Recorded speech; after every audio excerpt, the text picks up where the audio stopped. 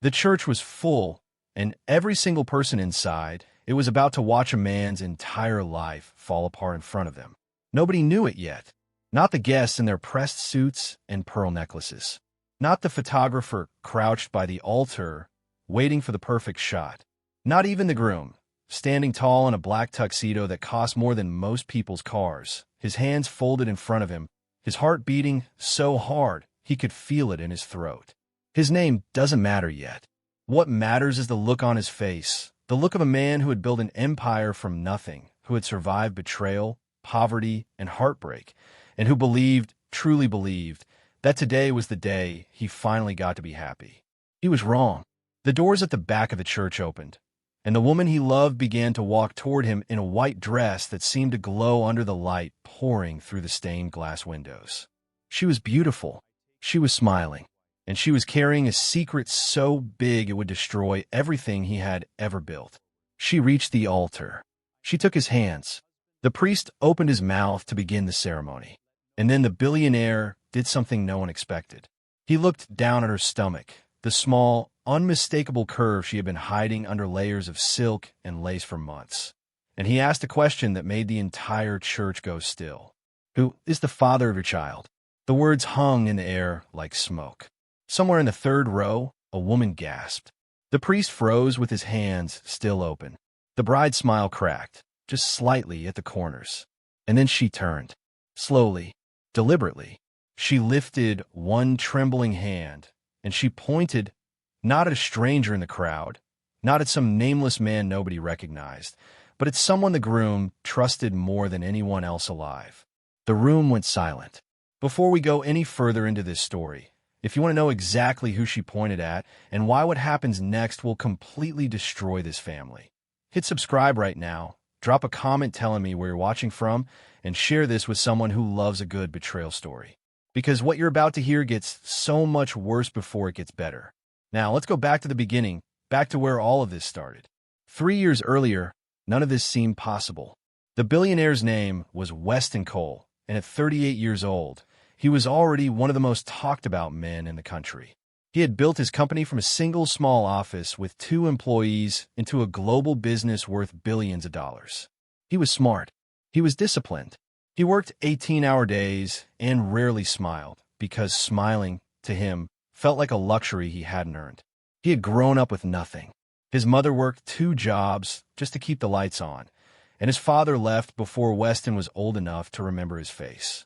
Weston used to sit at the kitchen table as a boy, doing his homework by the light of a single lamp, promising himself that one day he would build something so big, so powerful, that nobody in his family would ever have to worry about money again. He kept that promise, but somewhere along the way, he lost something else. He stopped trusting people. He stopped believing that anyone could love him for who he was and not for what he had. That was until he met her. Her name was Marlo Hayes, and she was nothing like the women who usually tried to get close to him. She wasn't impressed by his wealth. She didn't ask about his company, his cars, or his houses. When they met, at a quiet charity dinner neither of them wanted to attend, she spilled red wine on his $3,000 jacket and laughed so hard apologizing that he found himself laughing too, for the first time in longer than he could remember. She worked as a nurse at a children's hospital downtown. She drove a car with over 100,000 miles on it. She lived in a small apartment with a leaky faucet she kept meaning to fix. And for the first time in his adult life, Weston Cole felt like someone actually saw him. Not the company, not the money, not the name on every building downtown, just him. They fell in love slowly, the way real love is supposed to happen. Quiet dinners that turned into long conversations. Late-night phone calls when neither of them could sleep. Weekend trips where he wore ordinary clothes and nobody recognized him. And for a few hours, he got to just be a man in love, instead of a billionaire everyone wanted something from. 2 years later, he got down on one knee in the same hospital garden where she used to eat her lunch breaks, and he asked her to marry him. She said yes before he even finished the question. Everyone around him warned him to be careful. His lawyers wanted a prenup. His business partners whispered that she was after his money. His own mother, who had learned the hard way what heartbreak could do to a person, pulled him aside one night and asked him gently if he was sure. He was sure. He had never been more sure of anything in his life. But there was one person who never said a single word against Marlo. One person who smiled at her at every family dinner, who hugged her a little too long at every holiday, who always seemed to know exactly what she needed before she even asked. His name was Julian. Julian Cole was Weston's younger brother, his only real family left, aside from their aging mother. Julian had grown up in Weston's shadow his entire life. While Weston built an empire, Julian worked a quiet job managing one of the smaller divisions of the family company, always one step behind, always introduced as Weston's brother instead of by his own name. Nobody suspected Julian of anything. Why would they? He had spent his whole life being the reliable one, the quiet one, the one who showed up early and left late and never asked for credit. But quiet men carry the deepest wounds. And sometimes, the people closest to us are the ones capable of hurting us the most. The wedding was planned for the spring, in the same church where Weston's parents had gotten married 30 years before it all fell apart. Marlo wanted something simple. Weston wanted to give her the whole world. They compromised on something in between, elegant, quiet, and full of the people they loved most.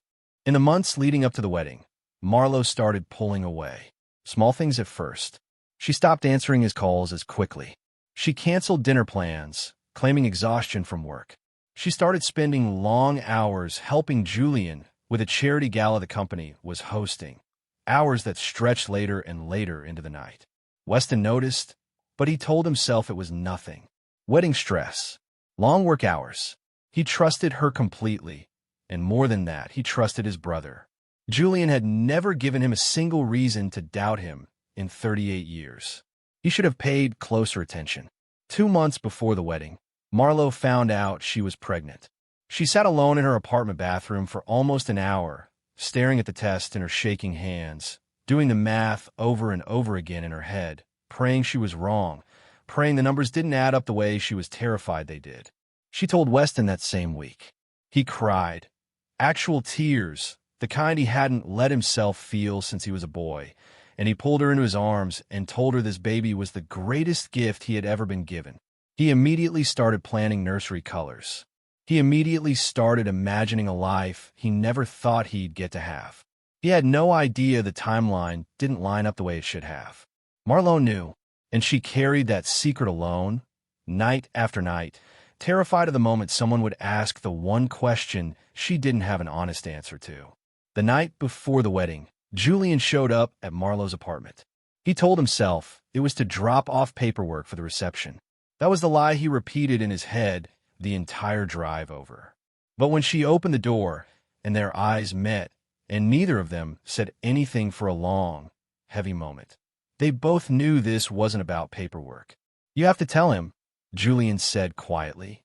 "I can't," Marlo whispered. "It will destroy him. It will destroy him more if he finds out on his own." She closed the door slowly behind him, her hands trembling, her heart breaking for the man she was about to marry, and for the truth she had buried so deep she almost believed she could bury it forever. She couldn't, because some truths don't stay buried. Some truths wait patiently for the worst possible moment. A church full of people, a groom full of hope, a single question asked in front of everyone who ever mattered. Who is the father of your child? And a single finger pointing straight across the room. If this story has already got your heart racing, imagine what happens next, because we haven't even gotten to the hardest part yet. Make sure you're subscribed so you don't miss where this goes, and drop a comment right now telling me, do you think Weston forgives her, or does this wedding end in the biggest scandal this family has ever seen? Let's keep going. The room went silent, and Weston Cole felt the entire world tilt sideways beneath his feet. He followed the line of Marlo's trembling finger, past the rows of stunned guests, past his own mother sitting frozen in the front pew with one hand pressed against her mouth, until his eyes landed on the one face he never, in 1,000 lifetimes, expected to see there. Julian. His brother stood near the third pew in a gray suit, his face pale as chalk, his eyes wide with something that looked like guilt and grief tangled together into one terrible expression. For a moment, nobody moved, nobody breathed.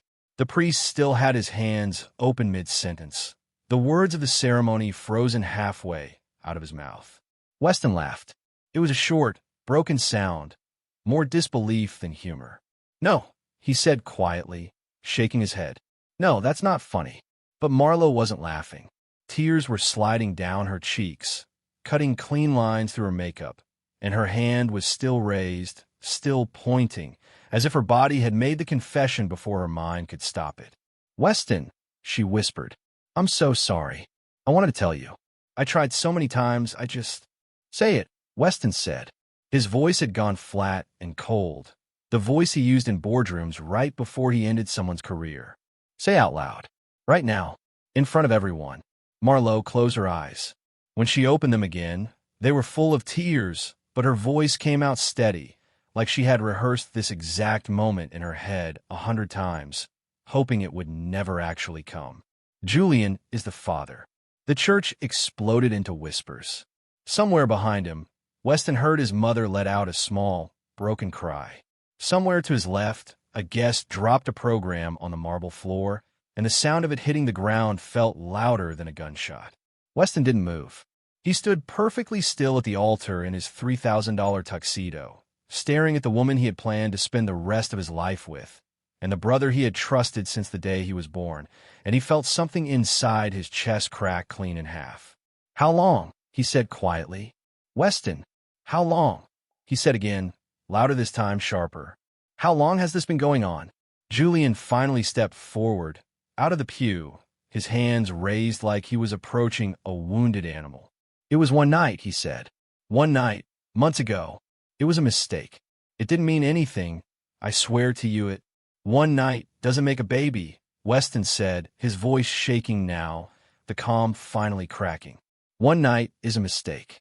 This," he gestured toward Marlo's stomach, his hand trembling in the air. "This is a choice. A choice both of you made to lie to my face for months." Nobody answered him. Nobody could. Weston looked at Marlo one last time. He thought about the charity dinner where she spilled wine on his jacket and laughed until she couldn't breathe. He thought about the hospital garden where he got down on one knee. He thought about every quiet dinner, every late-night phone call, every moment he had let himself believe that this, finally, was real love, the kind that didn't care about his money or his name. All of it had been sitting on top of a lie. He reached up with both hands and slowly, deliberately, unclipped the black bow tie from around his neck. He let it fall to the marble floor at his feet. Then he turned, and without another word, he walked straight down the aisle, past 200 stunned guests, past the photographer who had lowered his camera in shock, past his own mother reaching out a hand that he didn't take, and out through the tall wooden doors of the church into the cold gray afternoon. Nobody followed him. Not yet. He didn't go home. He couldn't stand the thought of walking into the penthouse he had spent the last year, turning into a home for a family that no longer existed. So instead he drove, no destination in mind, just his hands white-knuckled on the steering wheel and his mind replaying every single memory with Marlo, searching for the moment he missed, the sign he should have seen. He ended up parked outside the children's hospital where she worked, staring up at the building without really understanding why he'd come there. Maybe some small, stubborn part of him wanted to remember the version of her that existed before all of this. The nurse who stayed 2 extra hours with a scared 8-year-old patient because she didn't want the boy to be alone during his chemo treatment. The woman who cried during sad movies and pretended she wasn't crying. The person he had built an entire future around. His phone buzzed in his pocket. 14 missed calls. 3 from his mother. 2 from his lawyer, already trying to get ahead of the story before it hit the press. 9 from Marlo. He turned the phone off completely and sat there in the silence of his car until the sun went down. If you've ever had someone you trusted completely break your heart in the worst possible way, you already know exactly what Weston was feeling in that moment. Before we go further, make sure you've subscribed, drop a comment telling me if you think Julian deserves forgiveness, and share this with someone who needs a good cry today. Now, let's keep going, because the truth is only just beginning to come out. By the next morning, the story was everywhere. Someone in the church had recorded the whole thing on their phone, and by sunrise, the video had been viewed millions of times. News outlets ran headlines calling it the wedding heard around the world. Business channels speculated about what the scandal would do to Weston's company stock. Gossip columns dug up old photos of Marlo and Julian standing next to each other at company holiday parties, pointing out, in hindsight, all the little signs nobody had noticed before. Weston refused to speak to any of them. He shut himself in his penthouse, blinds drawn, phone off, and for 3 days, nobody heard from him at all. Not his lawyers, not his business partners, not even his own mother, who sat outside his door for hours at a time, quietly begging him to let her in. On the 4th day, she finally did.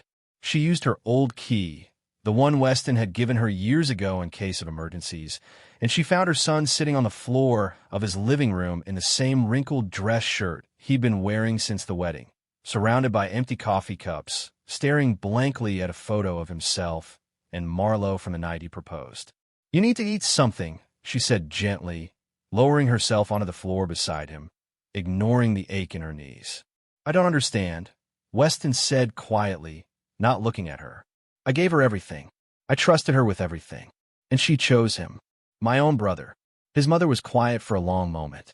She had buried her own husband's betrayal decades ago, had raised 2 boys alone on double shifts and quiet prayers, and she knew, better than anyone, that there were no perfect words that could fix a heart broken this badly. "Do you remember when you were 7, she said instead, and you broke your arm falling out of that tree in the Hendersons' backyard? Weston looked at her, confused by the sudden shift. "You cried the whole way to the hospital," she continued, "and I told you it was going to hurt for a while, but it was going to heal, and one day you wouldn't even remember which arm it was." She reached over and gently took his hand. "This is going to hurt for a lot longer than a broken arm, baby. But I promise you, it will heal. You will not feel like this forever." Weston's eyes filled with tears for the first time since the wedding, and he let his mother pull him into her arms the way she used to when he was small, before empires and betrayals, back when the only thing broken in his life was a bone that could be fixed with a cast in time.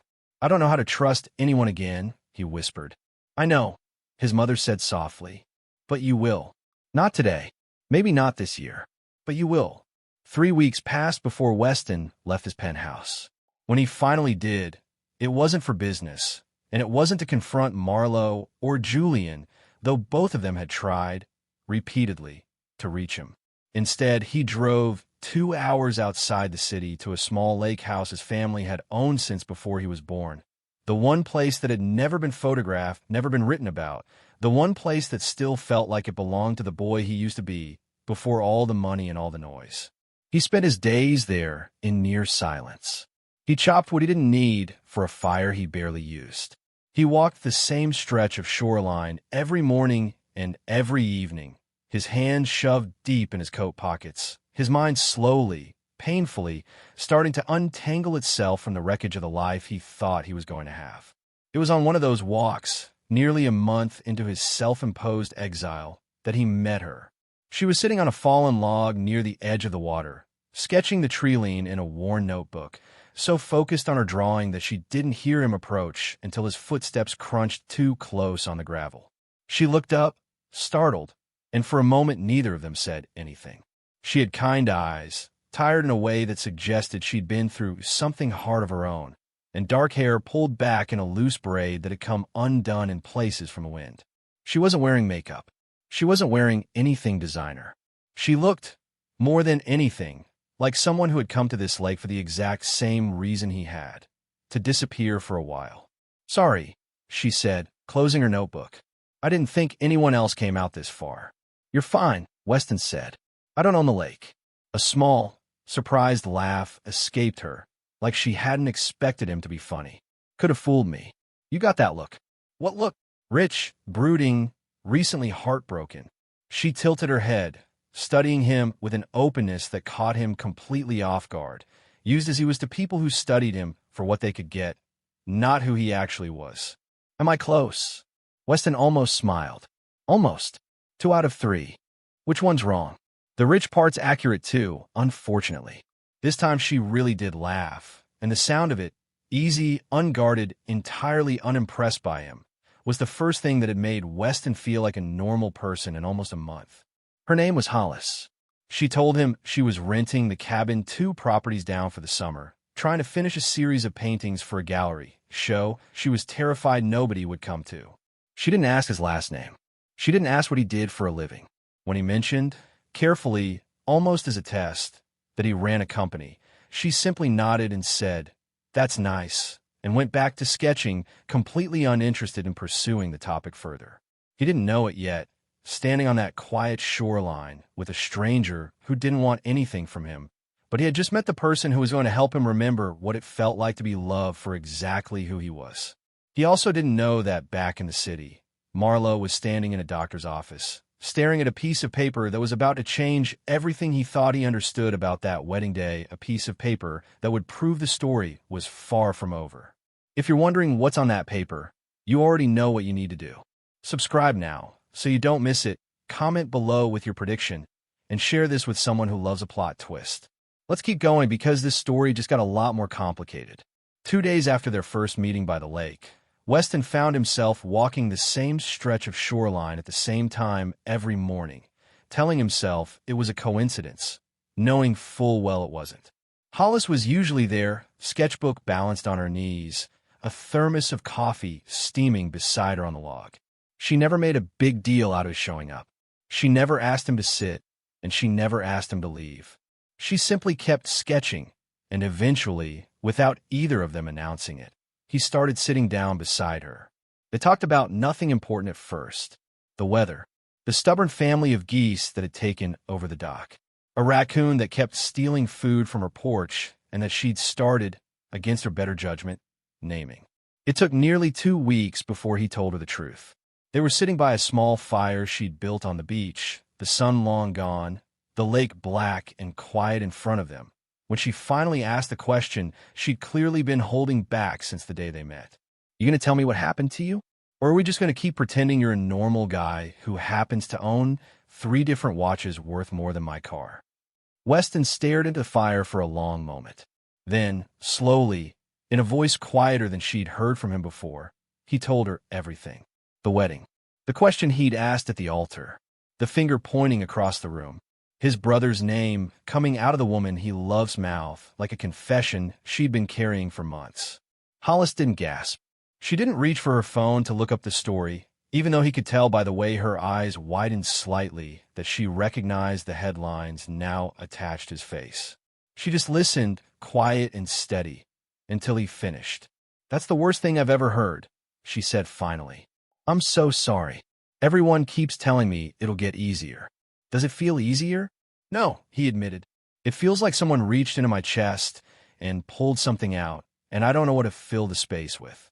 Hollis was quiet for a moment, poking at the fire with a stick. "My mom left when I was 9, she said eventually. "Just packed a bag one day while I was at school and never came back. My dad used to tell me it would get easier too." She looked over at him, firelight flickering across her face. "It doesn't get easier. It just gets different. You learn how to carry it without it crushing you every single day. That's not the same as it getting easier, but it's something." Weston looked at her for a long moment, really looked at her, and for the first time since the wedding, he felt something in his chest loosen just slightly, like a knot that had been pulled too tight finally giving an inch.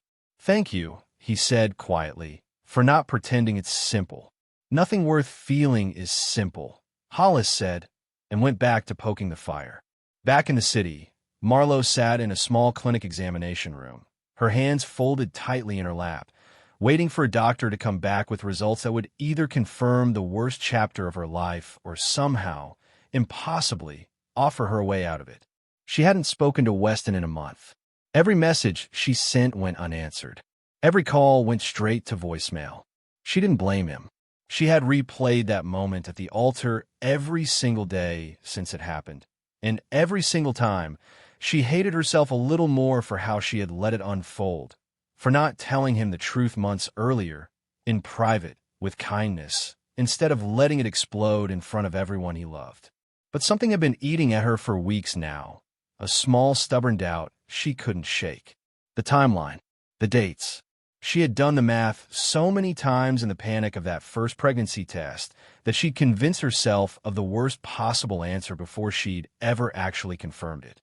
The doctor walked back in, folder in hand, expression unreadable in the practiced way doctors train themselves to have. "Ms. Hayes," she said, sitting down across from her, "we ran the paternity test twice, given the sensitivity of the results, to be absolutely certain." Marlowe's heart was pounding so hard she could hear it in her own ears. "The results," the doctor continued, "show a 99.9% probability that Weston Cole is the biological father of your child." For a moment, Marlowe couldn't breathe. The room seemed to tilt sideways.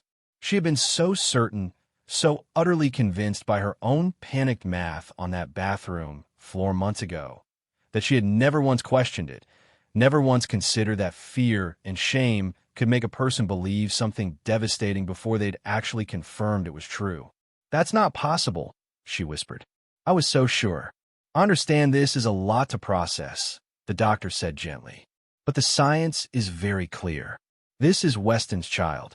Marlowe sat frozen in that small, sterile room, tears sliding silently down her face, and felt something far worse than grief settle into her chest. She hadn't just broken the heart of the man she loved. She had destroyed his relationship with his brother, humiliated him in front of everyone who mattered to him, and ended the wedding of his dreams over a mistake that had never even been true. She had to find him. She had to tell him. But after everything she'd already done to him, she had no idea if he would ever believe another word out of her mouth again.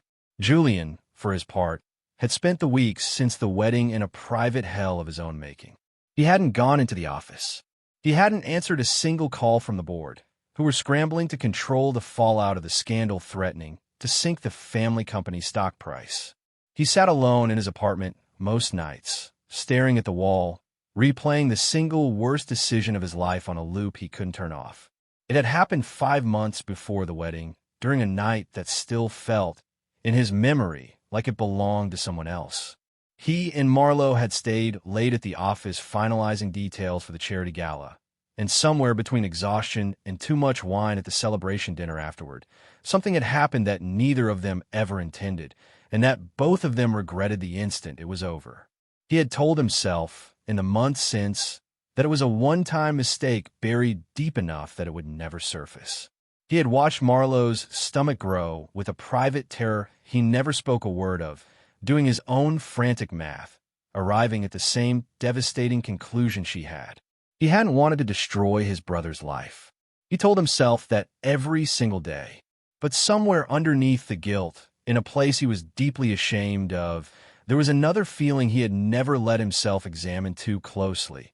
The feeling of a younger brother who had spent his entire life standing in someone else's shadow. Finally, for one terrible moment, being seen. He hated himself for that feeling more than anything else. When Marlowe called him 3 weeks after the wedding, her voice shaking, telling him about the DNA results, Julian sat down hard on his kitchen floor and put his head in his hands, and for the first time since the wedding, he cried. "We have to tell him," Marlowe said. "Both of us. Together. He'll never speak to either of us again." "Maybe not," Marlowe said quietly. "But he deserves the truth. All of it. Even if it's too late to fix anything." Weston stayed at the lake house for 6 weeks in total.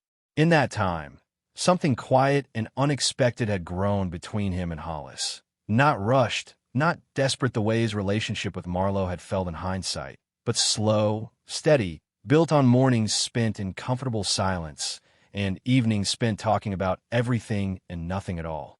She never once asked him for anything. She didn't know the exact number attached to his company's value, and she didn't care to. She liked him, he realized one evening, while watching her laugh at her own bad joke about the raccoon stealing her sandwich, for reasons that had nothing to do with anything he owned. It was terrifying. It was also, for the first time in his life, exactly what he needed. On his last night at the lake, before he was scheduled to finally return to the city and face the wreckage of his life, Hollis found him sitting alone on the dock, staring out at the black water. "You're going to go back and be billionaire Weston Cole again, aren't you?" she said, sitting down beside him. "Suits and boardrooms and headlines. I don't really have a choice. You always have a choice." She bumped her shoulder gently against his. "I just hope somewhere in all those suits and boardrooms, you remember how to be this guy too. The one who sits on a dock in old sweatpants and lets someone see him actually falling apart. Weston turned to look at her, and in the moonlight, for the first time since the wedding, he felt something that didn't feel like grief at all. "Can I see you again?" he asked. "In the city, I mean. Not just here, where nobody knows who I am." Hollis smiled, a small, careful smile, like she was allowing herself to hope for something she hadn't let herself hope for in a long time. "I like that," she said. "But Weston, when you go back, you need to face them. Marlo, your brother. Whatever happened between them, whatever's still coming for you. You can't build something new on top of something you never actually closed." He knew she was right. He just didn't know, yet, how much closing that chapter was about to cost him, or how far from over this story really was. Weston drove back into the city on a gray Tuesday morning, the skyline rising up in front of him like a life he wasn't sure he wanted to step back into. 6 weeks at the lake had changed something in him, quietly, the way water changes stone, not all at once, but enough that he no longer felt like the same man who had walked out of that church in a daze. He didn't go to the office first.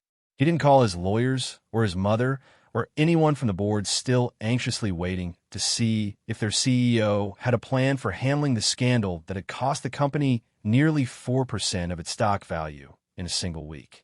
Instead, he drove straight to Marlo's apartment because Hollis was right. He couldn't build anything new on top of something he hadn't closed. Marlo opened the door before he even knocked, like she'd been. Standing there waiting, watching the street from her window for weeks, hoping this exact moment would come. She looked different, thinner, tired in a way that went deeper than sleepless nights. Her hand rested instinctively over the curve of her stomach, now unmistakably visible beneath her sweater, and for a moment neither of them said a single word. "I have to tell you something," she said finally, her voice cracking. "I should have told you the second I found out. I was scared, and I was wrong, and there's no excuse good enough for what I did to you in that church, but you need to hear this." "I already know," Weston said quietly. Marlo's face went pale.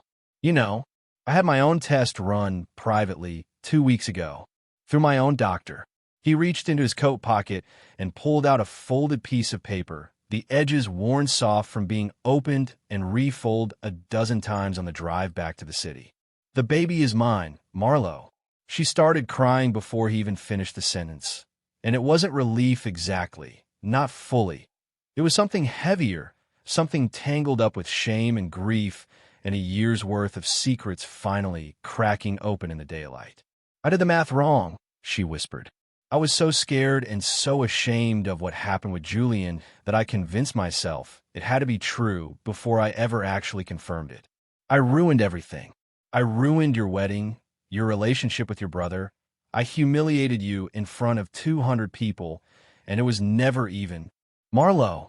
Weston's voice was steady, but there was no warmth left in it. Not the warmth she remembered from the hospital garden, from the night he proposed. "You slept with my brother." The words landed exactly as heavy as they needed to. "Yes," she said, barely above a whisper. "Once, 5 months before our wedding. Yes. And instead of telling me the truth then, in private, you let me plan a wedding.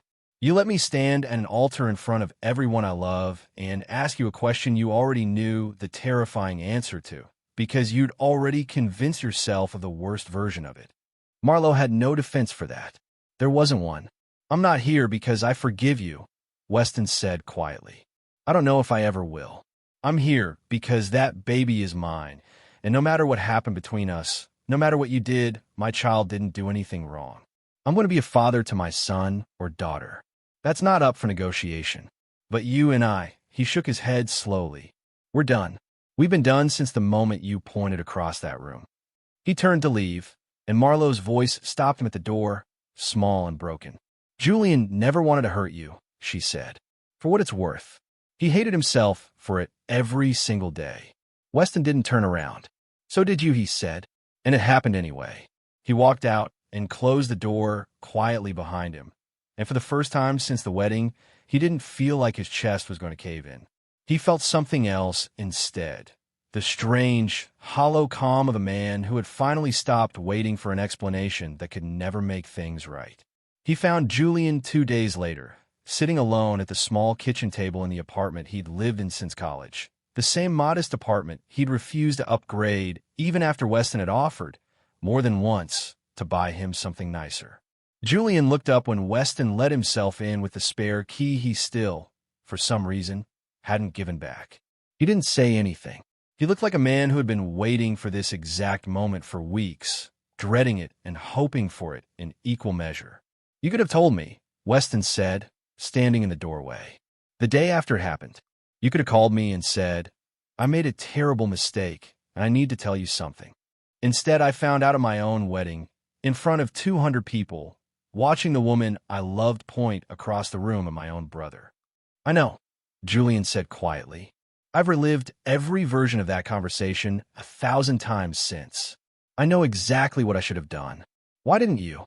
Julian was quiet for a long moment, his eyes fixed on the table in front of him. "Because I was a coward," he said finally.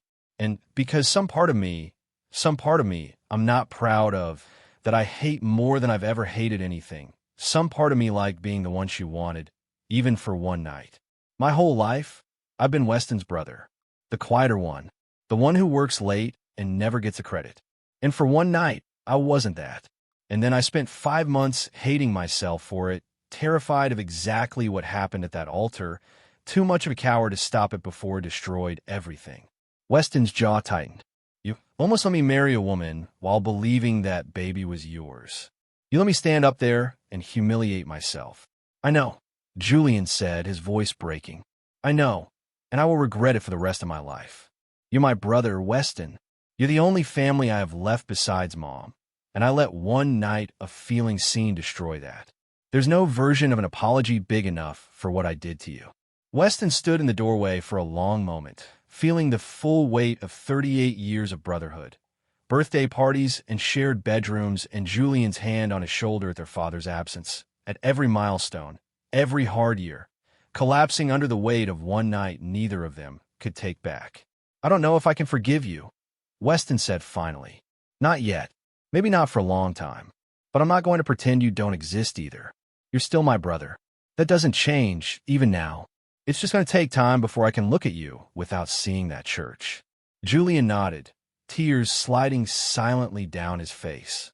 "Take whatever time you need," he whispered. "I'm not going anywhere. I owe you that much, at least." Weston left without another word, and as he walked down the narrow hallway of his brother's apartment building, he realized that forgiveness wasn't a door that opened all at once. It was something that opened slowly, painfully, one small crack of light at a time, if it opened at all. 6 months passed. Weston threw himself back into the company, rebuilding trust with shareholders, quietly working with his legal team to establish full custody rights and support for the child that would soon be born, refusing every single request from the press for an interview about the wedding heard around the world. He let the story die down the only way stories like that ever do, by simply, stubbornly refusing to feed it. He saw Hollis every week that he could. Quiet dinners at restaurants she chose, not because they were expensive, but because she liked the food. Long walks through the city that felt nothing like the performative outings he used to have with people who wanted to be photographed beside him. She never once asked him for anything, and slowly, carefully, he let himself fall for her in a way that felt entirely different from anything he'd felt with Marlowe. Steadier, quieter, built on truth instead of secrets. He hadn't told her everything yet, not the full weight of what was still unfolding with Marlowe and Julian. He told himself he was protecting her from the mess of his life. In reality, some small, frightened part of him was terrified that if she saw the full picture, the baby, the brother, the ongoing wreckage of his old life, she would decide it was all too much and walk away. He was wrong to keep it from her, and it was a mistake that was about to catch up with him in a way he never saw coming. Because 3 weeks before Marlowe was due to give birth, Hollis showed up at his penthouse with a magazine in her shaking hands, her face pale, staring at a photograph of Weston standing beside a very pregnant Marlowe outside a doctor's office. A private moment, photographed from a distance, twisted by the tabloids into a headline that read, "Billionaire Weston Cole reconciles with runaway bride ahead of baby's birth." "Is this true?" Hollis asked, her voice trembling. Are you back with her? And Weston realized, standing in his own living room, that he was about to lose the one honest thing he had left, unless he found a way, right now, to explain a truth so complicated it had already cost him a brother, a fiancé, and nearly everything he thought he understood about love. Hollis stood in the middle of Weston's living room, the magazine trembling slightly in her hand, waiting for an answer he should have given her weeks ago. That photo is from a doctor's appointment, Weston said carefully, closing the distance between them slowly, the way you'd approach something fragile. Marlowe's doctor's appointment. For the baby. The baby, Hollis repeated. Weston, you never told me there was a baby. He sat down heavily on the arm of the couch, running both hands through his hair, feeling the full weight of 6 months of silence finally catching up to him. I should have told you the first night we sat by that fire, he admitted. I told you about the wedding. I told you about Marlowe and Julian. I left out the part where Marlowe is still pregnant with my child, and I've been going to every appointment, because no matter what happened between us, I am not going to be the kind of father who shows up late to his own kid's life.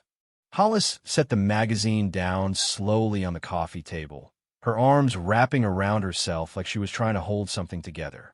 A baby is not a small detail you leave out, Weston. That's not protecting me.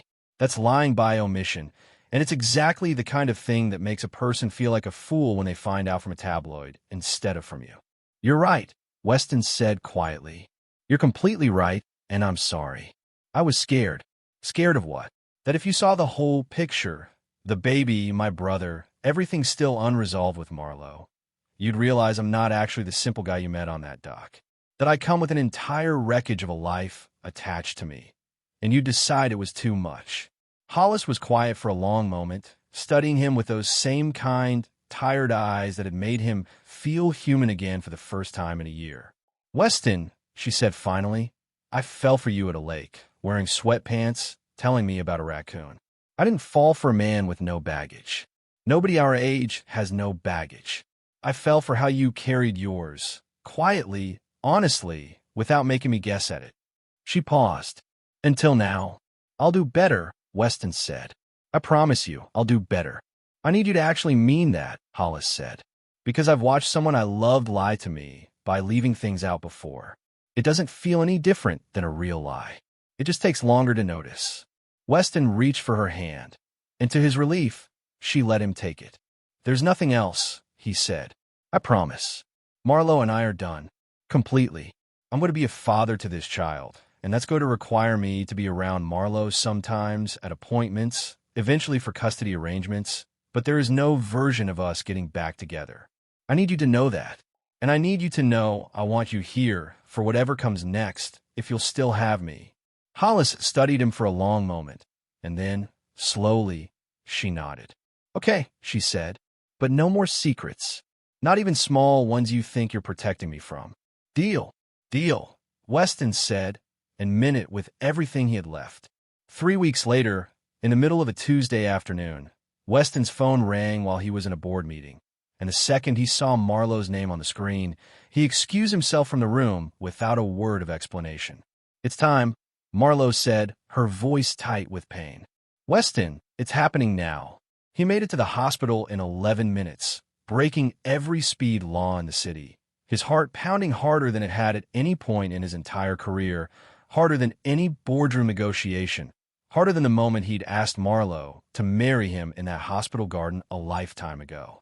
He was in the room 6 hours later when his daughter was born. Nothing in his life. Not building a company from nothing. Not the day he signed the deal that made him his first $1 billion. Not any headline or handshake or hard-won victory.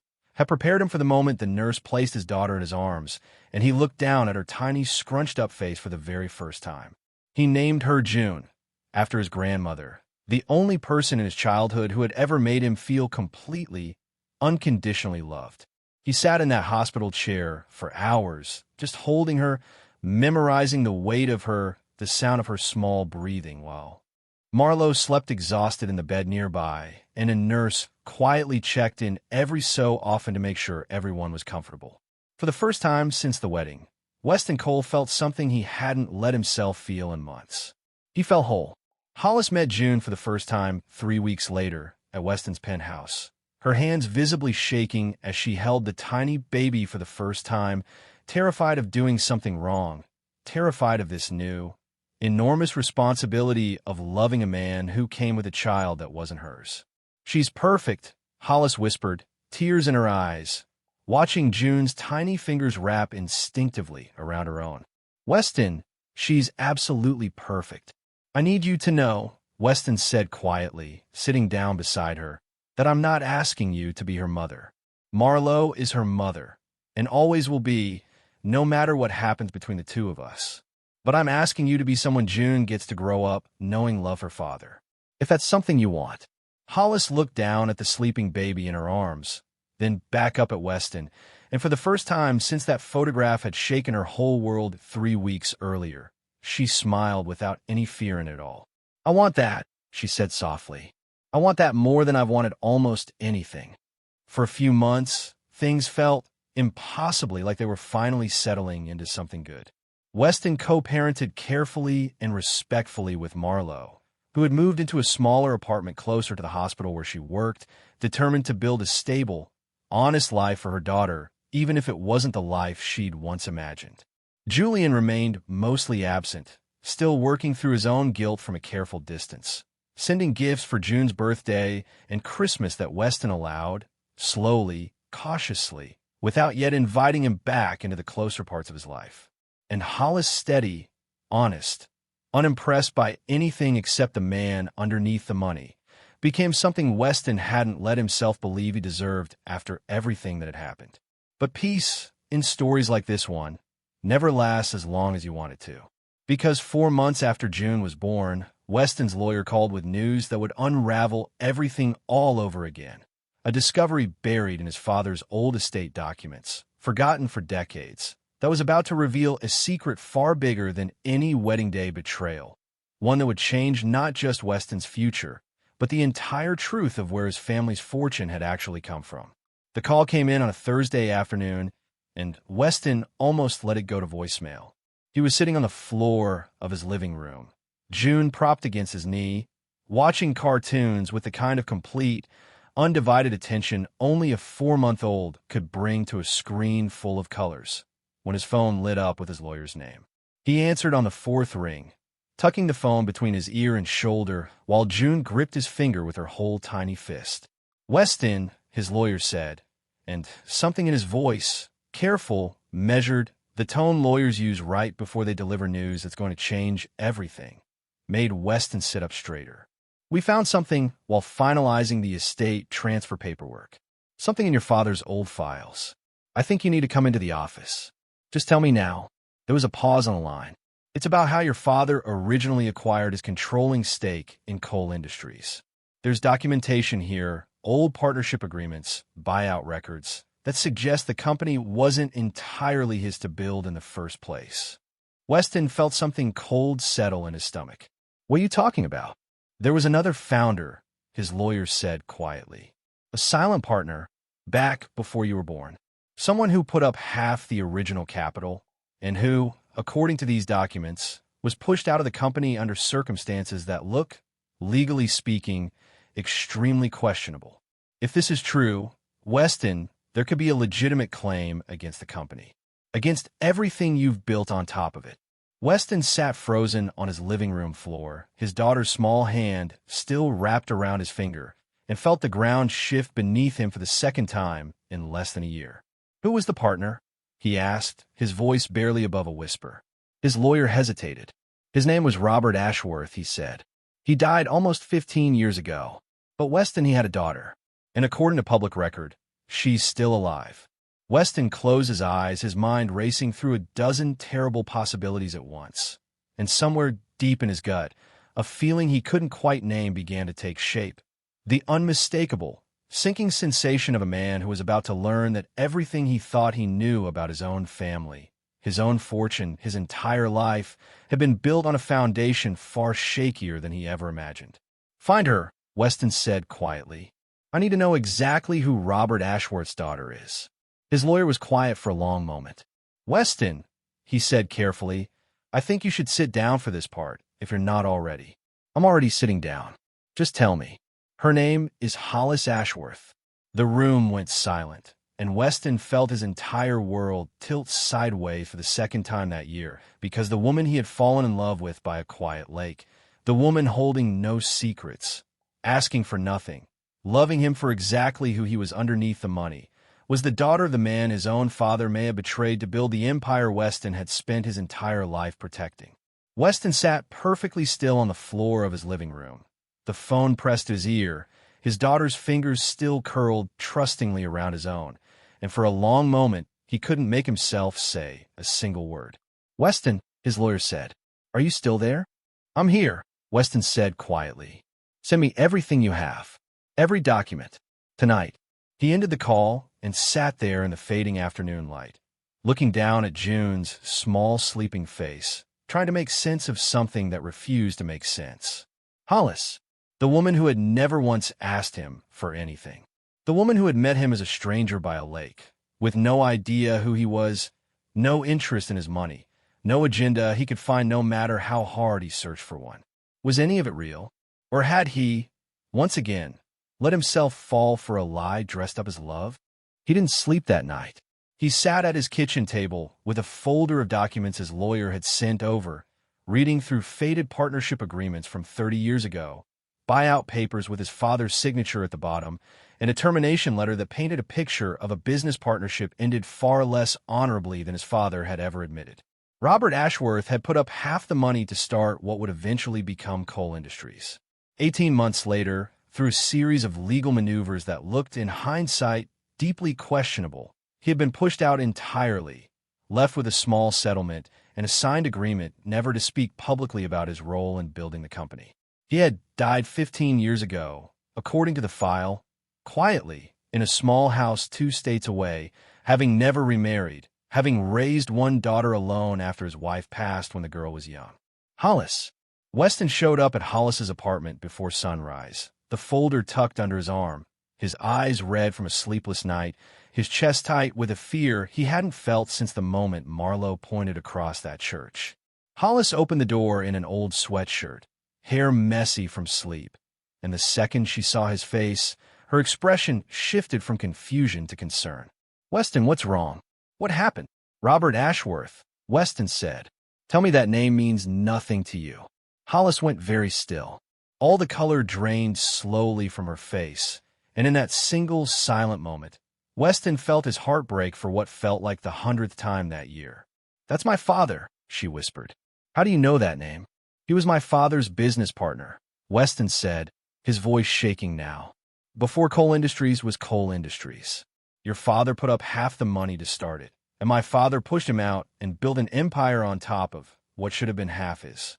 Hollis's hand flew to her mouth, and she stumbled backward into her apartment, sitting down hard on the arm of her couch. "I didn't know," she said, tears filling her eyes almost instantly. "Weston, I swear to you, I didn't know. My dad never talked about his early business days. He just told me he'd been a partner in a company once a long time ago, that it hadn't worked out, and that he'd rather not talk about it. He died when I was 23.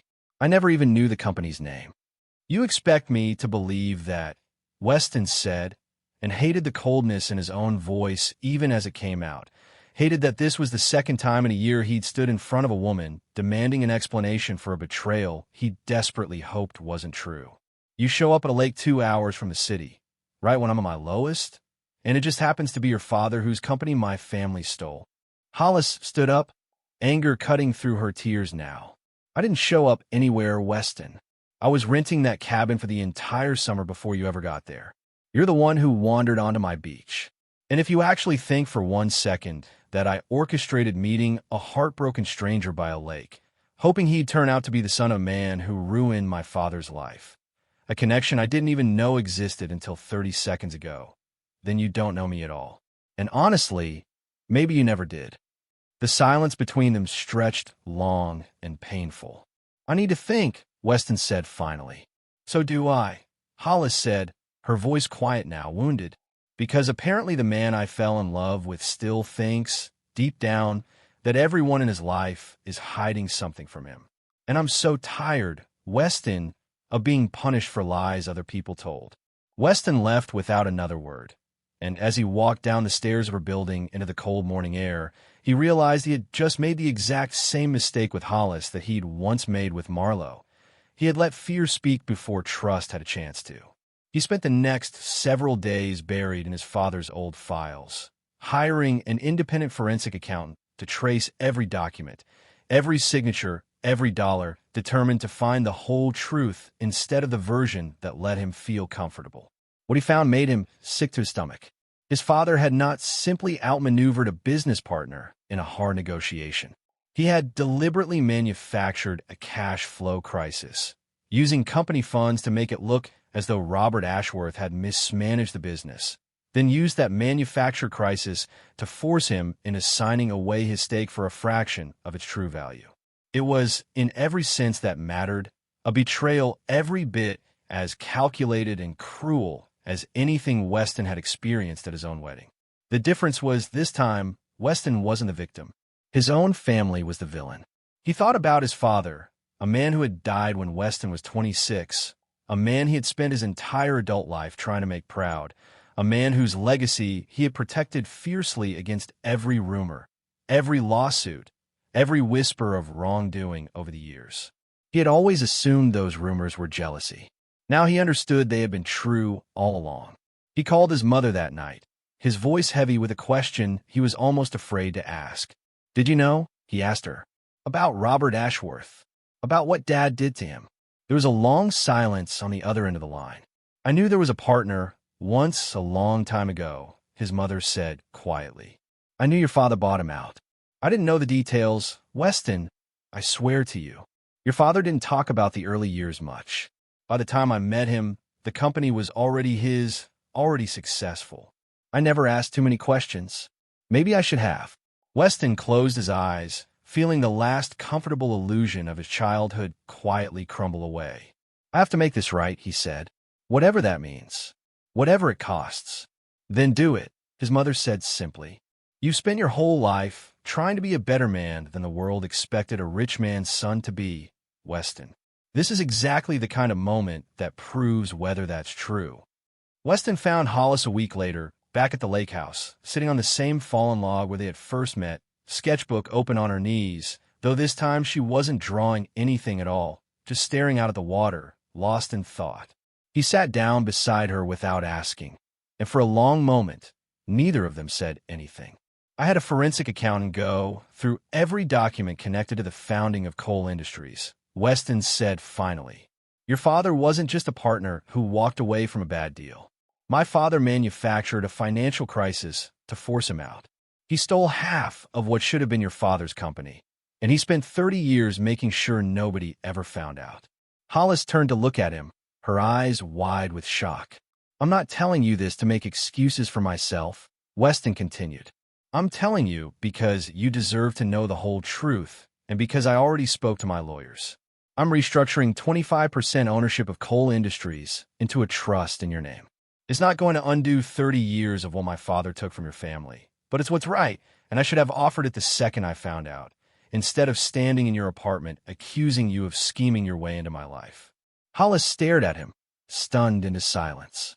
"I'm sorry," Weston said quietly.